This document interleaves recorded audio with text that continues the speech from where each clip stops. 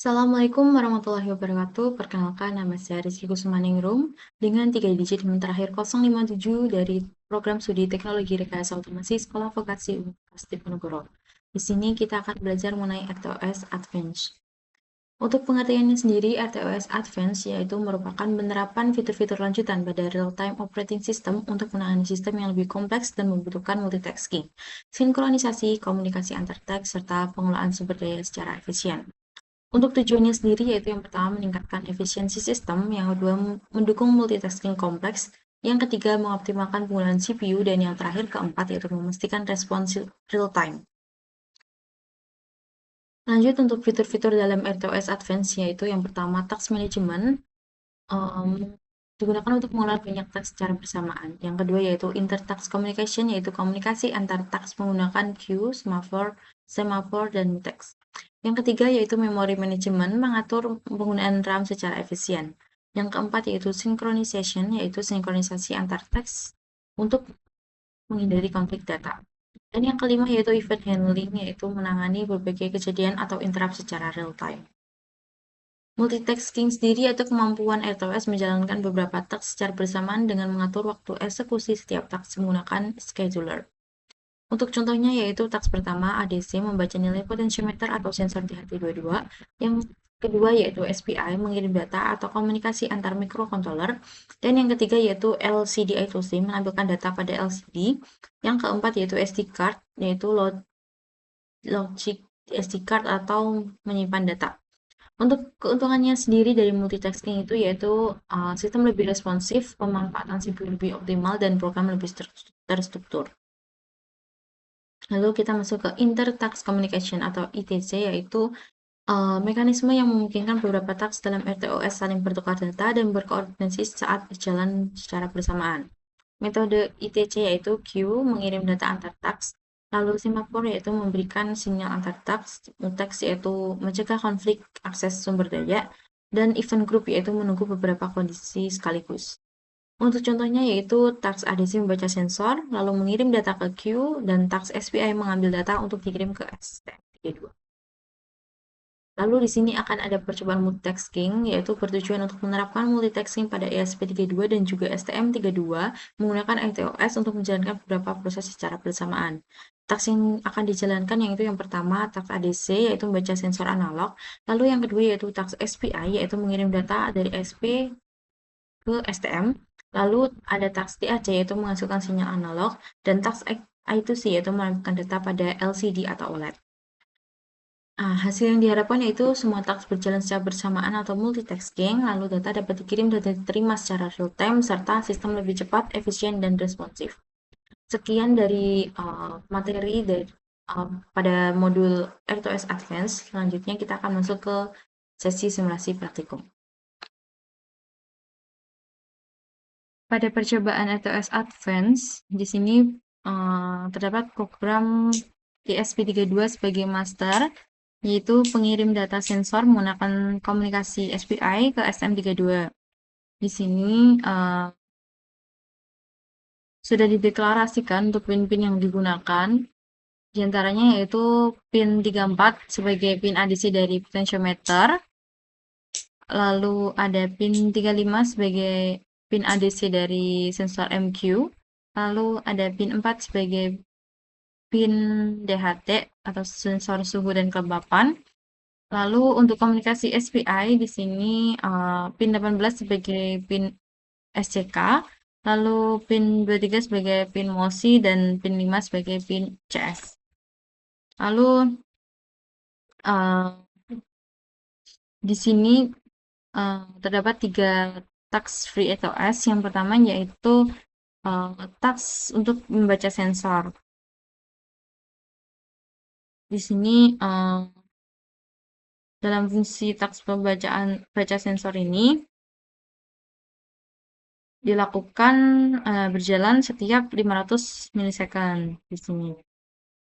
Lalu di sini untuk tugas dari task ini yaitu membaca nilai dari ADC potentiometer, lalu ada nilai ADC dari MQ, dan nilai suhu dan kelembapan dari sensor DHT. Lalu selanjutnya untuk task yang kedua yaitu kirim SPI, pengiriman SPI. Dalam task ini itu berjalan setiap 1 detik. Setiap 1 detik atau 1000 milisekund. Lalu untuk tugas dari task pengiriman SPI ini yaitu dia mengambil data sensor terbaru. Ini mengambil data sensor terbaru, lalu menyusun paket data 11 byte ini, dan juga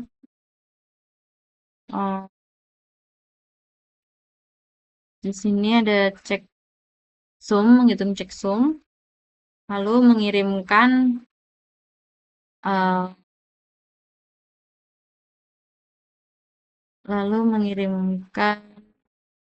paket ke STM32 menggunakan komunikasi SPI. Seperti itu. Lalu untuk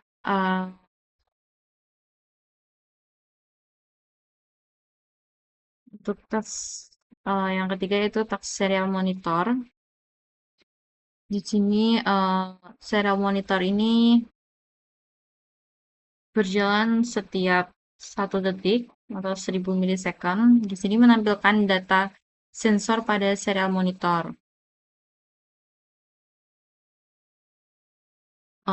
Yang ditampilkan yaitu nilai dari potentiometer, nilai ADC dari potentiometer, lalu nilai ADC dari sensor MG, lalu ada suhu dan kelembapan, dan juga ada PWM LED,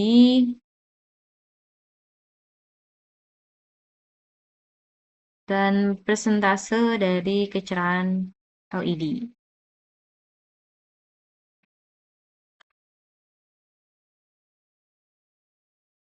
Lalu selanjutnya kita masuk ke program dari STM32 sebagai slave. Pada program STM32 sebagai slave atau penerima data dari ESP32 melalui komunikasi SPI dan juga menampilkan data melalui LCD I2C 16x2 dan juga mengendalikan LED PWM. Dalam program ini sudah dideklarasikan PIN yang digunakan yaitu untuk komunikasi SPI sendiri pada STM32 menggunakan PIN PA4 untuk CS, lalu PA5 untuk PIN SCK, dan juga PA7 untuk PIN MOSI. Lalu untuk PIN LED menggunakan PA8. Lalu di sini untuk penerimaan data dari SPI.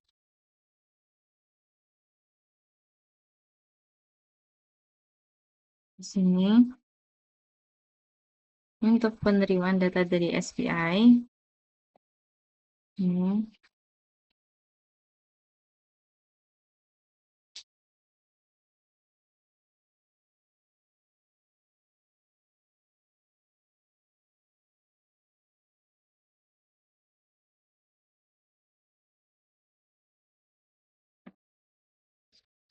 Jadi data dari SPI ini dikirim dalam paket 11 byte. Lalu setelah itu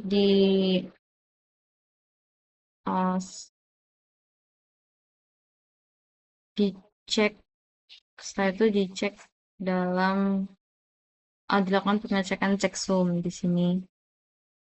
Sini dicek sum. Ini dicek sum. Lalu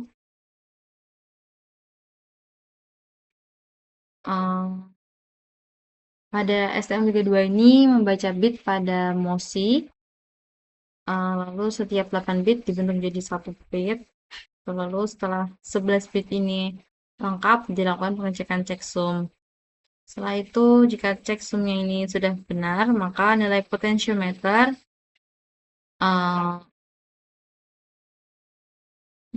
disimpan dalam ADC pot.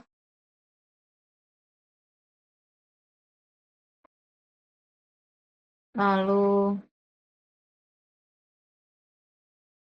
apa namanya? Ya, sensor M-key disimpan dalam ADC M-key dan suhu disimpan dalam suhu, kelembapan disimpan dalam lembab, serta nilai PWM disimpan dalam PWM LED.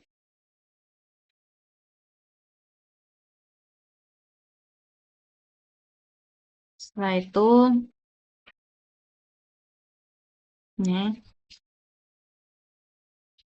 itu, untuk pengendalian dari LED,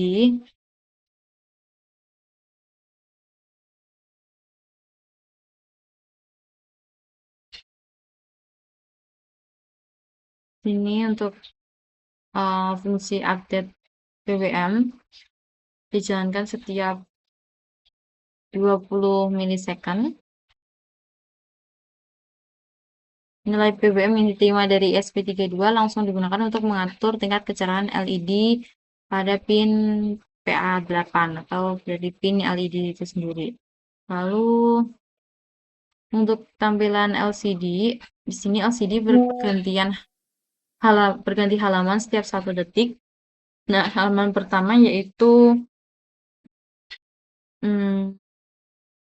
menampilkan nilai dari ADC potentiometer, lalu dan juga persentase kecerahan LED, dan juga dari persentase kecerahan LED dan juga nilai ADC, nilai PWM dari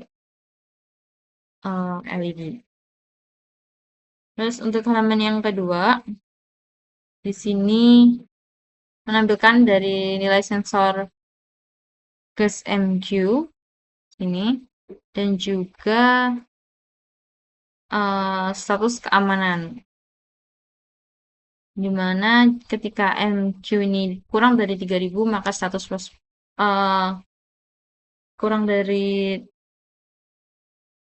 ketika nilai sensor MQ itu kurang dari 1500 maka statusnya aman.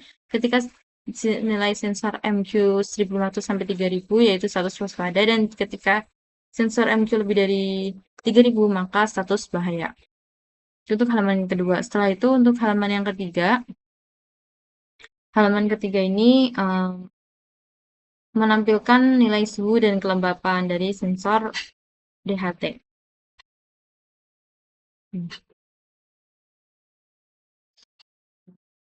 Nah, jadi ini adalah program dari STM32 sebagai slave menerima data dari ESP32 melalui komunikasi SPI. Di sini menerima data sensor dari ESP32, lalu juga mengontrol LED dengan PWM sesuai dengan data yang diterima, lalu dan juga menampilkan informasi seperti nilai ADC dari potentiometer, sensor gas MQ, suhu dan kelembapan, lalu nilai PWM dan persentase kecerahan tingkat LED yang akan ditempelkan pada LCD. Itu sih dengan 3 halaman secara bergantian. Lalu selanjutnya kita bisa masuk ke dalam simulasi. Ini adalah program dari modul RTOS Advance. Di sini menggunakan komunikasi RTOS antar mikro yaitu ESP32 dan juga STM32. Pada bagian pertama yaitu program dari master ESP32. Di dalam program ini sudah terdeklarasikan pin-pin yang digunakan pada mikrokontroler ESP32. Dan juga untuk bagian selanjutnya yaitu program dari slave STM32. Sama seperti pada program sebelumnya, pada program Slave STM32 di sini sudah terdeklarasikan pemimpin yang digunakan.